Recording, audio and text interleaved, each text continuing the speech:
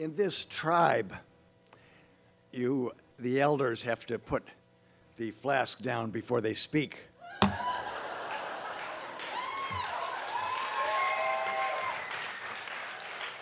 Discreet and responsible.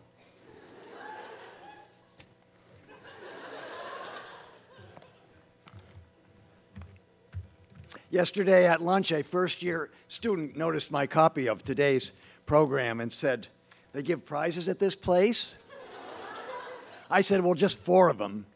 She pondered a minute and said, "In my summer camp, everybody got a prize." It's true here, too. For the last 2 weeks, every corner of the campus has been colonized by the amazing final projects of the class of 2011. And in their scope and originality, and particularly in their interdisciplinarity, every one of them is of prize quality, showing that we, too, are the camp where everybody wins. And I say interdisciplinarity, usually when I get the list of senior projects, I go down and mark which resource areas everybody is from. And I started to do this H and A, and I found I couldn't do it anymore. It must have looked a bit like a summer camp back in 1971, 40 years ago this exact week, when 3 teachers and 12 students arrived to take over a mansion of the old plutocracy for an educational experiment, following the Jesuit seminarians who, through prayer and exorcism, had left us an uncontaminated space. One of these students was Gray Cox.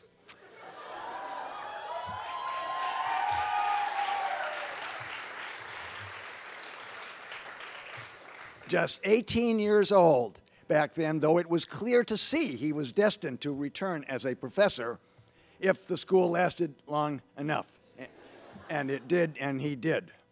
We are now 30 times larger, but still proudly experimental and still testing our new paradigm of higher education against the changing realities of the world. Our first undertaking that preliminary summer was the human ecology of Bar Island. So after the first breakfast and the first committee meeting, all 15 of us walked, not swam, that was later, walked out across the bar at low tide and set out individually to explore.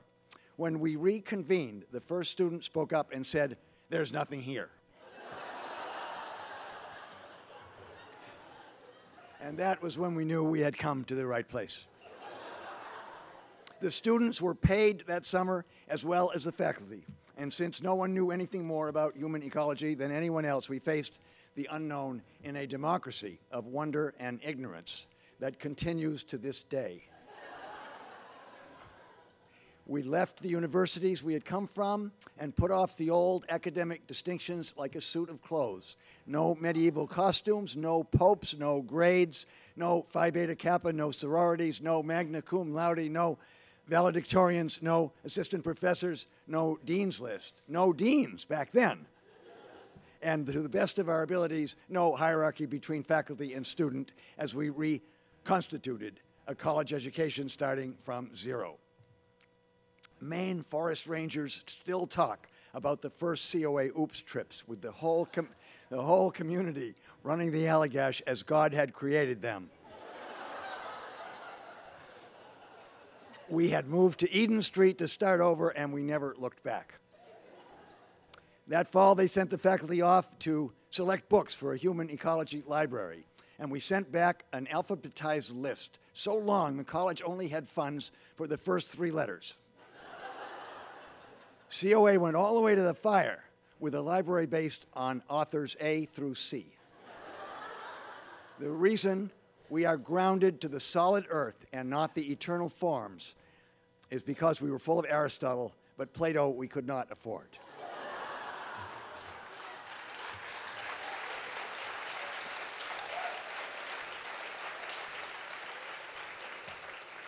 Now that tiny community has become a living superorganism, held together by our love of this beautiful campus and the principles it embodies.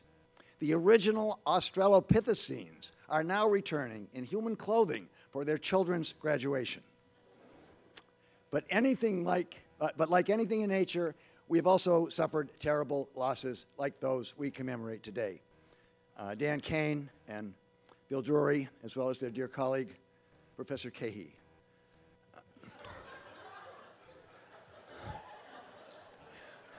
Those who knew them will envision them among us in the empty chairs, if there aren't any, or like Banquos at the Macbeth's dinner. Those who knew them will, or standing along the wall, and those who did not know them can imagine them incarnated in the seniors receiving these awards in their name. These great teachers established the bedrock principles and set a standard of intellectual inquiry we are still trying to live up to. They brought an absolute dedication to their students, not as barely remembered receptacles of knowledge in some lecture room, but as respected peers and co-adventurers in human ecology, which, because it is always changing and finally unknowable, places every inquirer on an equal footing.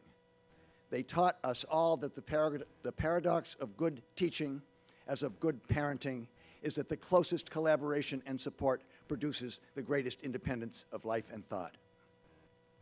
Now we are on the threshold of middle age. We are no longer a guerrilla occupation of a couple of old cottages. The campus stretches from Witchcliff to B&G, and we know Millard has his eye on those motels and that cool ferry terminal as soon as the Canadians move out. We've grown so numerous, we've had to split this ceremony in two and give the same talk to the other half in the fall. We've had our fire and our rebuilding, which left us stronger than we were. But as one student said in the big 5-year plan showdown last spring, it's unsustainable to keep burning the buildings down. The challenge is to stay revolutionary amid the temptations of self-satisfaction and complacency and the illusory prestige of the educational mainstream. There is no way we can change the world if we get too institutionalized to change ourselves. Nor can we count on the elders to provide the revolutionary creative energy that keeps us moving. It came from the students in 1971, and it still does now. Just witnessing today's senior projects makes you realize that despite our resistance, they continue to move forward into the unknown and undiscovered. That is the living face of human ecology. Consider Caitlin's narrative of 80 days in the Maine wilderness, like a character from the Bible living on rainwater and insects under conditions that make Thoreau's cabin look like the Holiday Inn. Zach's descent for fossil shipwrecks into the benthic zones of Frenchman's Bay, and Robin's flatworm research, after seeing which we will never eat shellfish again. The original planners did not foresee the centrality of the arts at COA. There wasn't an artist in the first 3 summer teachers, nor in the next hiring round, nor the next. Art seemed like an afterthought or decoration in the pressing emergencies of the world. It has taken generations of COA students voting with their course selections to make us realize that human ecology would be sterile without aesthetics as a way of knowledge and without art as a way to give it voice. And this is proved with the dazzling artistic senior exhibitions this spring. Amelia's transformation of novels from Karen's literature courses into an artist book, Lily's beautiful terraria suspended from the ceiling, Anna's painting and Grace's movie, or was it vice versa?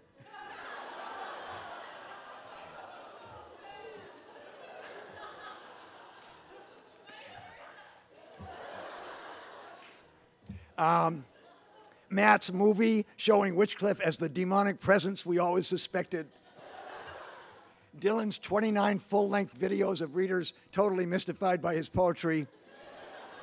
And the culminating aesthetic object of the year, Evan's incubated roast pig, rotating on its axis with a heritage apple in its mouth. Last fall, Alicia produced a play called Hamlet, but it really was all about COA. A bipolar, cross-dressing college student with substance abuse issues shows up at an old castle with transitional leadership.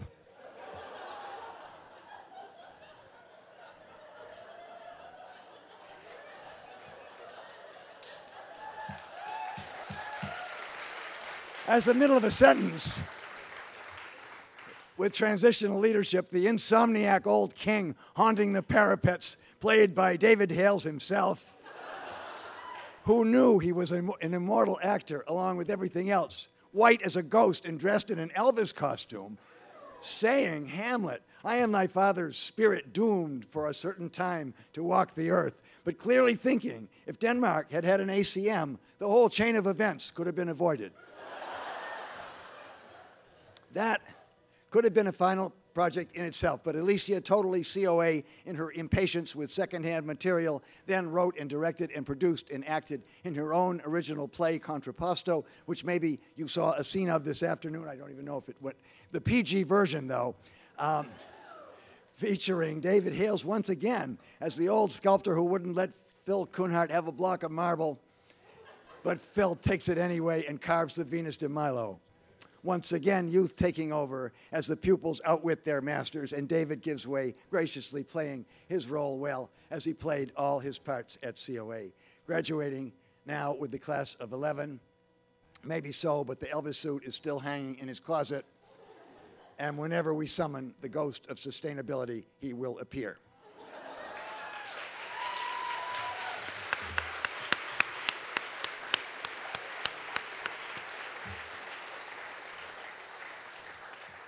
One positive effect of COA's growth, it's allowed us to welcome new faculty members last year and this year, and more coming in the fall. To an incoming instructor, our system of recognition may seem a bit confusing. No assistant professors, no associate professors, no rank, no tenure. Faculty appear to go without a pay raise or change in status from adolescence to senility. But don't be disheartened. Beneath the illusion of equality, there is a system of advancement. They start you off in one of those little unheated huts. Then you're promoted to turrets, and you get to be dean for a while, after which you are exiled to Witchcliff, where they silence you by cutting the Wi-Fi off. Then you're escorted to the taxidermy lab as the final project of Jordan Chalfant. And finally to the Natural History Museum for a meeting with John's human anatomy and physiology class. Not one molecule lost in the college's commitment to zero waste. Every time we come up here, the faculty are a year closer to our diorama. While, like the picture of Dorian Gray, the graduates always remain the same age, 22 years old forever, with another generation waiting in the wings, and then another, thanks to Sarah Baker, miraculously self-replicating till the end of time. Congratulations to all the graduates. Refreshments in compostable wine glasses will be served in Turret's Great Hall.